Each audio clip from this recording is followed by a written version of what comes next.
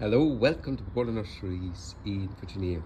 Dahlias are wonderful. They flower from easily end of June, early July, right through until last year. They went until into November because we got a mild autumn. They're stunning, particularly all the larger flowering types. Have a look in the web shop. The range of colours at the moment is fantastic. That's Barbarossa, it's Marble Ball, Funny Face, Pasolini, a whole range of colours, with cactus varieties as well, Yellow Star, Twining Smarty changes colours, with the white ball shape.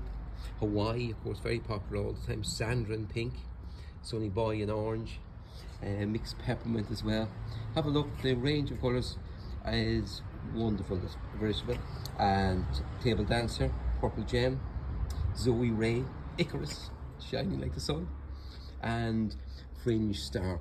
All planted from tubers like this one here. And you have to find last year's stem. Last year's stem was cut down, point that upwards, and then bury the tuber in the soil down around 4 or 5 inches in a sunny and free draining spot if it's going to do well. They're wonderful.